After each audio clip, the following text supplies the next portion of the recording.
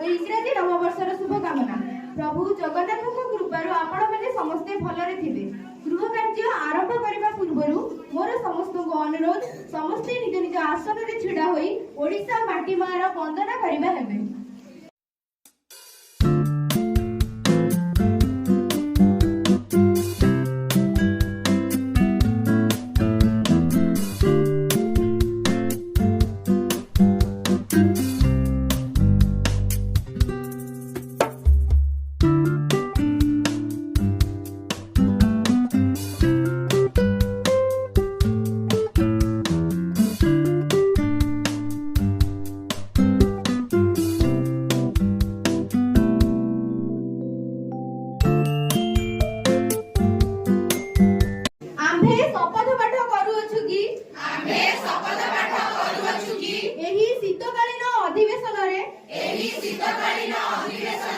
ଗୃହରେ ଶାନ୍ତି ଶୃଙ୍ଖଳା ରକ୍ଷା କରିବା ସହିତ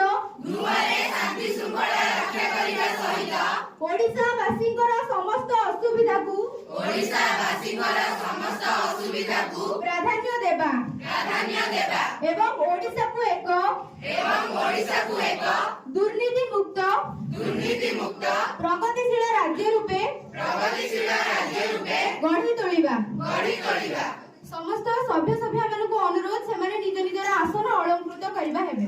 ସମ୍ମାନୀୟ ବାଚସ୍ପତି ମହୋଦୟା, ଏହି ଶୀତକାଳୀନ ଛାୟା ବିଧାନସଭା ଗୃହରେ ଉପସ୍ଥିତ ସମସ୍ତ ସଭ୍ୟ, ମିଡିଆ ଭାଇ ଭଉଣୀ ଓ ସରକାରୀ ପ୍ରତିନିଧି ମାନଙ୍କୁ ଇଂରାଜୀ ନବବର୍ଷର ହାର୍ଦ୍ଦିକ ଶୁଭେଚ୍ଛା ଓ ଶୁଭକାମନା ଜଣାଉଛି। ମୋର ଆଶା ବିଶ୍ୱାସ ଏହି ଗୃହରେ ଉପସ୍ଥିତ ସମସ୍ତ ସଭ୍ୟ ମାନେ ଓଡ଼ିଶା ଜନତାଙ୍କ ସ୍ୱାର୍ଥ ଦୃଷ୍ଟିରେ ରଖି ନିଜ ପ୍ରଶ୍ନ ଉପସ୍ଥାପନ କରିବେ।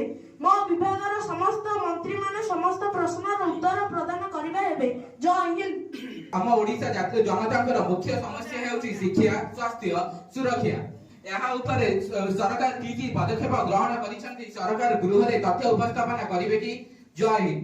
ଜନତାଙ୍କ ସମସ୍ୟାକୁ ହୃଦୟଙ୍ଗମ କରି ମାନ୍ୟବର ସଭ୍ୟଙ୍କ ପ୍ରଶ୍ନ ଜରିଆରେ ବିଭାଗୀୟ ମନ୍ତ୍ରୀଙ୍କ ଠାରୁ ସ୍ପଷ୍ଟ ଉତ୍ତର ଆଶା ରଖିବି।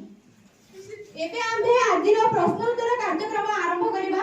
ପ୍ରଥମ ପ୍ରଶ୍ନ, ମାନ୍ୟବର ବିଧାୟିକା ସୁଦେଶନା ଦାସ। ସମ୍ମାନନୀୟ ସଭାପତି ମହୋଦୟ, ମୋର ପ୍ରଶ୍ନ ମାନ୍ୟବର ଗଣଶିକ୍ଷା ମନ୍ତ୍ରୀଙ୍କୁ। ସରକାର ବିଦ୍ୟାଳୟରେ ଛାତ୍ରଛାତ୍ରୀ ମାନଙ୍କ ଡ୍ରପ୍ ଆଉଟ୍ ହାର ହ୍ରାସ କରିବା ପାଇଁ କି ପଦକ୍ଷେପ ଗ୍ରହଣ କରିଛନ୍ତି? ବିଭାଗୀୟ ଗଣଶିକ୍ଷା ମନ୍ତ୍ରୀ ପ୍ରିୟଙ୍କା ପ୍ରିୟଦର୍ଶିନୀ ସେଠୀ ଏହାର ଉତ୍ତର ପ୍ରଦାନ କରିବା ହେବେ। ସମ୍ମାନନୀୟ ବାଚସ୍ପତି ମହୋଦୟ, ମୁଁ ମାନ୍ୟବର ବିଧାୟିକାଙ୍କ ପ୍ରଶ୍ନର ଉତ୍ତରରେ କହିବାକୁ ଚାହୁଁଛି ଯେ ଆମ ସରକାର ଏ ଦିଗରେ କି ପଦକ୍ଷେପ କାର୍ଯ୍ୟ କରିଛନ୍ତି। ଆମ ସରକାର ଡ୍ରପ୍ ଆଉଟ୍ ହାର ହ୍ରାସ କରିବା ପାଇଁ ଏହି ଶିକ୍ଷା ବର୍ଷରେ ଘର ବୁଲି ସିଟିଏସ୍ ସର୍ଭେ କରାଯାଇଥିଲା। ଏଥିରେ ଯେଉଁମାନେ ଅଧାରୁ ପାଠ ଛାଡ଼ି ଦେଇଥିଲେ ସେମାନଙ୍କୁ ପୁଣି ଥରେ ଆଡମିଶନ କରାଯାଇଥିଲା।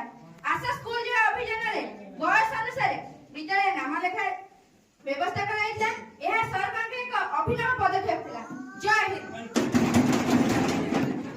ଦ୍ୱିତୀୟ ପ୍ରଶ୍ନ, ମାନ୍ୟବର ବିଧାୟିକା ବର୍ଷାରାଣୀ ବାହାଲିଆ। ମୁଁ ଆପଣଙ୍କ ଜରିଆରେ ମାନ୍ୟବର ସ୍ୱାସ୍ଥ୍ୟ ମନ୍ତ୍ରୀଙ୍କ ଠାରୁ ଏକ ସ୍ପଷ୍ଟ ଉତ୍ତର ଆଶା କରୁଛି। ମୋର ପ୍ରଶ୍ନ ହେଉଛି, ଛାତ୍ରଛାତ୍ରୀ ମାନଙ୍କ ପାଇଁ ସ୍ୱାସ୍ଥ୍ୟର ଯତ୍ନ ନିମନ୍ତେ ସରକାର କି ପଦକ୍ଷେପ ଗ୍ରହଣ କରିଛନ୍ତି? ବିଭାଗୀୟ ସ୍ୱାସ୍ଥ୍ୟ ମନ୍ତ୍ରୀ ସୁପ୍ରିୟା ପଣ୍ଡା ଏହାର ଉତ୍ତର ପ୍ରଦାନ କରିବା ହେବେ। ମାନ୍ୟବର ବାଚସ୍ପତି ମହୋଦୟ, ଆମ ସରକାର ସ୍ୱାସ୍ଥ୍ୟକୁ ଅଧିକ ପ୍ରାଧାନ୍ୟ ଦେଇଆସିଛନ୍ତି। ମୁଁ ମାନ୍ୟବର ବିଧାୟିକାଙ୍କ ପ୍ରଶ୍ନର ଉତ୍ତର ଆପଣଙ୍କ ଜରିଆରେ ପ୍ରଦାନ କରିବାକୁ ଚାହୁଁଛି। ପ୍ରତିବର୍ଷ ବିଦ୍ୟାଳୟ ସ୍ତରରେ ଛାତ୍ରଛାତ୍ରୀ ମାନଙ୍କ ଚକ୍ଷୁ ପରୀକ୍ଷା କରାଯାଉଛି। ପିଲାମାନଙ୍କୁ କୃମିନାଶକ ବଟିକା ମଧ୍ୟ ପ୍ରଦାନ କରାଯାଉଛି ଏବଂ ଛାତ୍ରଛାତ୍ରୀ ମାନଙ୍କ ରକ୍ତହୀନତା ଦୂର କରିବା ପାଇଁ ଆଇରନ୍, ଫୋଲିକ୍ ଏସିଡ୍ ବଟିକା ମଧ୍ୟ ପ୍ରଦାନ କରାଯାଉଛି। ପ୍ରତିବର୍ଷ ହେଲ୍ଥ ଚେକଅପ୍ ପାଇଁ ଡାକ୍ତର ଦଳ ବିଦ୍ୟାଳୟ ମାନଙ୍କୁ ପଠାଯାଉଛି। ତୃତୀୟ ପ୍ରଶ୍ନ, ମାନ୍ୟବର ବିଧାୟକ ଶୁଭଙ୍କର ଦାସ। ସମ୍ମାନନୀୟ ବାଚସ୍ପତି ମହୋଦୟା, ମୋର ପ୍ରଶ୍ନ ମାନ୍ୟବର ଅର୍ଥମନ୍ତ୍ରୀଙ୍କୁ ଯେ ବିଦ୍ୟାଳୟର ଭିତ୍ତିଭୂମି ବିକାଶ ପାଇଁ ସରକାର ଏହି ବଜେଟରେ କେତେ ଟଙ୍କା ବ୍ୟୟବରାଦ ରଖିଛନ୍ତି? ମାନ୍ୟବର ଅର୍ଥମନ୍ତ୍ରୀ ଅଙ୍କିତା ଦାସ ଏହାର ଉତ୍ତର ପ୍ରଦାନ କରିବା ହେବେ। ସମ୍ମାନନୀୟ ବାଚସ୍ପତି ମହୋଦୟ, ମୁଁ ଆପଣଙ୍କ ଜରିଆରେ ମାନ୍ୟବର ବିଧାୟକଙ୍କ ପ୍ରଶ୍ନର ଉତ୍ତର ପ୍ରଦାନ କରୁଛି। ମୋ ସରକାର ରାଜ୍ୟର ସମସ୍ତ ବିଦ୍ୟାଳୟର ଭିତ୍ତିଭୂମିର ବିକାଶ ପାଇଁ ବହୁ ତତ୍ପର ଅଛନ୍ତି। ଏଥିପାଇଁ 41,000 ରଖାଯାଇଛି। ପ୍ରଶ୍ନ ମାନ୍ୟବର ବିଧାୟିକା ଅଙ୍କିତା ପ୍ରଧାନ। ପ୍ରଶ୍ନ କୃଷି ଉନ୍ନତି ପାଇଁ ସରକାର କି ଯୋଜନା ପ୍ରଣୟନ କରିଛନ୍ତି ଏହି ଗୃହରେ ଉପସ୍ଥାପନା କରିବେ। ମାନ୍ୟବର କୃଷି ମନ୍ତ୍ରୀ ରଚିତା ପ୍ରିୟଦର୍ଶିନୀ ଦାସ ଏହାର ଉତ୍ତର ପ୍ରଦାନ କରିବା ହେବେ। ସମ୍ମାନନୀୟ ବାଚସ୍ପତି ମହୋଦୟ, ମୁଁ ଆପଣଙ୍କ ଜରିଆରେ ମାନ୍ୟବର ବିଧାୟକଙ୍କ ପ୍ରଶ୍ନର ଉତ୍ତର ପ୍ରତିପାଦନ କରୁଛି। ଆମ ସରକାର ଚାଷୀ କଲ୍ୟାଣକୁ ଅତ୍ୟନ୍ତ ପ୍ରାଥମିକତା ଦେଇଛନ୍ତି। ସେଥିପାଇଁ 2025 ବର୍ଷକୁ ଚାଷୀମାନଙ୍କ ପାଇଁ ଏକ ବିଶେଷ ବର୍ଷ ଭାବେ ଗଣାଯାଉଛି, ଯେଉଁଥିରେ ଅନେକ ନୂଆ ପଦକ୍ଷେପ ଗ୍ରହଣ କରାଯାଇଛି, ଯେମିତିକି ସମୃଦ୍ଧ କୃଷକ ଯୋଜନା, ମୁଖ୍ୟମନ୍ତ୍ରୀ ଆଦିବଜ ଯୋଜନା, ଶ୍ରୀ ଅନ୍ନ ଅଭିଯାନ ବା ଓଡ଼ିଶା ମିଲେଟ୍ ମିଶନ, ମୁଖ୍ୟମନ୍ତ୍ରୀ କୃଷି ଉଦ୍ୟୋଗ ଯୋଜନା, ସିଏମ୍ କିଷାନ ଯୋଜନା, ଚାଷୀମାନଙ୍କ ପାଇଁ କୋଲ୍ଡ ଷ୍ଟୋରେଜ ବ୍ୟବସ୍ଥା, ଏହିପରି ଆହୁରି ବହୁତ ବ୍ୟବସ୍ଥା ଆମ ସରକାର ଚାଲୁ କରିଛନ୍ତି। ପଞ୍ଚମ ପ୍ରଶ୍ନ ମାନ୍ୟବର ବିଧାୟିକା ଭାଗ୍ୟଲକ୍ଷ୍ମୀ ଦାସ। ପ୍ରଶ୍ନ ମାନ୍ୟବର କ୍ରୀଡ଼ା ମନ୍ତ୍ରୀଙ୍କୁ ବିଦ୍ୟାଳୟ ସ୍ତରରେ ସରକାର କ୍ରୀଡ଼ାର ଉନ୍ନତି କରିବା ପାଇଁ କି ପଦକ୍ଷେପ ଦେଇଛନ୍ତି। ମାନ୍ୟବର କ୍ରୀଡ଼ା ମନ୍ତ୍ରୀ ନିଗମାନନ୍ଦ ବେହେରା ଏହାର ଉତ୍ତର ପ୍ରଦାନ କରିବା ହେବେ। ଯାହା ମୋ ସରକାର ବିଦ୍ୟାଳୟ ସ୍ତରରେ କ୍ରୀଡ଼ାର ଉନ୍ନତି ପାଇଁ ବହୁ ଗୁରୁତ୍ୱପୂର୍ଣ୍ଣ ପଦକ୍ଷେପ ଗ୍ରହଣ କରିଛନ୍ତି।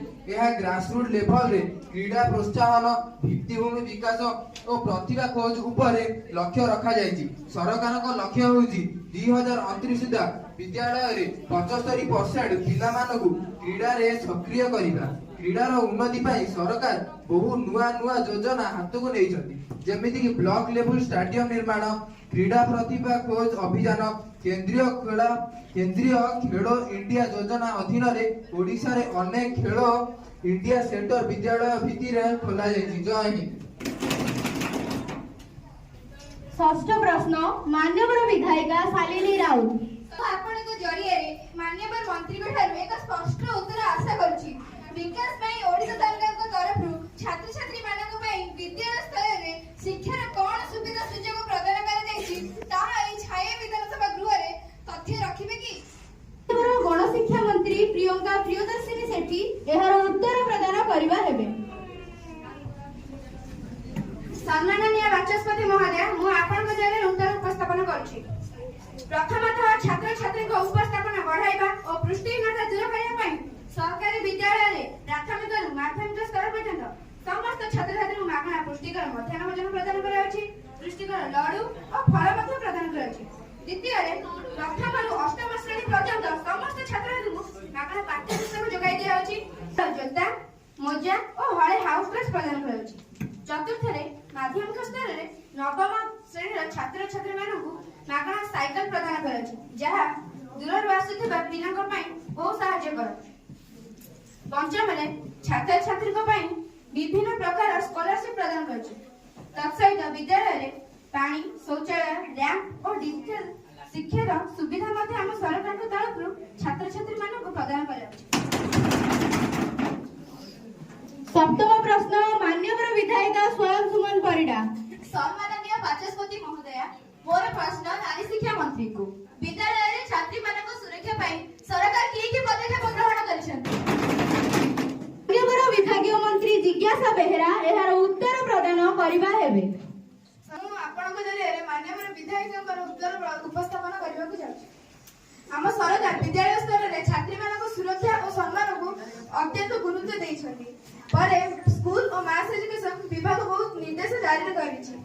ଏହା ଛାତ୍ରୀଙ୍କ ଶାରୀରିକ, ମାନସିକ ଓ ସାମାଜିକ ଭାବନାତ୍ମକ ସୁରକ୍ଷା ଉପରେ ଲକ୍ଷ୍ୟ ରଖିଛି। ମୋ ସରକାର ବିଭିନ୍ନ ପଦକ୍ଷେପ ଗ୍ରହଣ କରିଛନ୍ତି। ଛାତ୍ରୀମାନଙ୍କ ସୁରକ୍ଷା ପାଇଁ ପରିବେଶ ନିଶ୍ଚିତ କରିବା ପାଇଁ ନିର୍ଦ୍ଦେଶ ଦିଆଯାଇଛି। ବିଦ୍ୟାଳୟ ସ୍ତରରେ ICC କମିଟି ଗଠନ କରାଯାଇଛି। କୃଷି ଯୋଜନା କାର୍ଯ୍ୟକାରୀ କରାଯାଉଛି।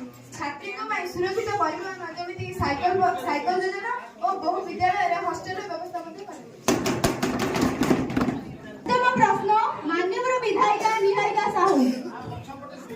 ସମ୍ମାନୀୟ ବାଚସ୍ପତି ମହୋଦୟା, ମୋର ମାନ୍ୟବର ଗଣଶିକ୍ଷା ମନ୍ତ୍ରୀଙ୍କୁ ପ୍ରଶ୍ନ କି ନବମ ଓ ଦଶମ ଶ୍ରେଣୀରେ ସମସ୍ତ ପିଲାଙ୍କ ପାଇଁ କେବେ ମାଗଣା ପୁସ୍ତକ ବଣ୍ଟନ କରାହେବ, ତାହାର ସ୍ପଷ୍ଟ ଉତ୍ତର ମୁଁ ଚାହିଁବି। ମାନ୍ୟବର ଗଣଶିକ୍ଷା ମନ୍ତ୍ରୀ ପ୍ରିୟଙ୍କା ପ୍ରିୟଦର୍ଶିନୀ ସେଠୀ ଏହାର ଉତ୍ତର ପ୍ରଦାନ କରିବା ହେବେ। ମାନ୍ୟବର ବିଧାୟିକା ମହୋଦୟା, ବର୍ତ୍ତମାନ ମୋ ସରକାର ପ୍ରଥମ ଥର ପାଇଁ ନବମ ଓ ଦଶମ ଶ୍ରେଣୀର ସମସ୍ତ ଛାତ୍ରଛାତ୍ରୀଙ୍କ ପାଇଁ ମାଗଣା ପୁସ୍ତକ ବଣ୍ଟନ ପାଇଁ ସ୍ଥିର କରିଛନ୍ତି, ଯାହା ପୂର୍ବ ସରକାରଙ୍କ ତରଫରୁ ହେଇନଥିଲା, ତାହା ମୋ ସରକାର କରିବ। ଏହା ଖୁବ୍ ଶୀଘ୍ର ଚାଲୁ ହେବ। ନବମ ପ୍ରଶ୍ନ ମାନ୍ୟବର ବିଧାୟିକା ସ୍ମିତା ପ୍ରିୟଦର୍ଶିନୀ ମହାପାତ୍ର। ସମ୍ମାନନୀୟ ବାଚସ୍ପତି ମହୋଦୟ ଓ ମୋର ମାନ୍ୟବର ଶିକ୍ଷାମନ୍ତ୍ରୀ କହିବେ କି ମୋର ପ୍ରଶ୍ନ ରାଜ୍ୟର ବିଭିନ୍ନ ବିଦ୍ୟାଳୟରେ ହଜାର ହଜାର ଶିକ୍ଷକ ପଦବୀ ଖାଲି ପଡ଼ିଛି। ଏହା ଦ୍ୱାରା ବିଦ୍ୟାଳୟରେ ପାଠ ପଢ଼ାରେ ବହୁ ଅସୁବିଧା ହେଉଛି। ସରକାର ଏହା ଉପରେ କଣ ପଦକ୍ଷେପ ଗ୍ରହଣ କରିଛନ୍ତି? ଦୟାକରି ସମସ୍ତ ସଭ୍ୟମାନେ ଗୃହରେ ଶାନ୍ତି ଶୃଙ୍ଖଳା ରକ୍ଷା କରିବେ କି? ଗଣଶିକ୍ଷା ମନ୍ତ୍ରୀ ପ୍ରିୟଙ୍କା ପ୍ରିୟଦର୍ଶିନୀ ସେଠୀ ଏହାର ଉତ୍ତର ପ୍ରଦାନ କରିବା ହେବେ। ମାନ୍ୟବର ବାଚସ୍ପତି ମହୋଦୟା, ମୋ ସରକାର ଶିକ୍ଷକ ଅଭାବ ଗୁରୁତର ସ୍ଥାନ ନେଇଛନ୍ତି। ସେଥିପାଇଁ ପ୍ରତିବର୍ଷ ଶିକ୍ଷକ ନିଯୁକ୍ତି ହେଉଛି ଏବଂ ଆଗକୁ ଆହୁରି ମଧ୍ୟ ଶିକ୍ଷକ ନିଯୁକ୍ତି ହେବେ। ଦୟାକରି ସମସ୍ତ ସଭ୍ୟମାନେ ଗୃହରେ ନିଜର ଶାନ୍ତି ଶୃଙ୍ଖଳା ବଜାୟ ରଖନ୍ତୁ। ଆଜିର ପ୍ରଶ୍ନ ଉତ୍ତର କାର୍ଯ୍ୟକ୍ରମ ଏହିଠାରେ ଶେଷ ହେଉଛି। ତେଣୁ ଗୃହ କାର୍ଯ୍ୟକୁ ଆସନ୍ତା କାଲି ପର୍ଯ୍ୟନ୍ତ ସ୍ଥଗିତ ରଖାଗଲା।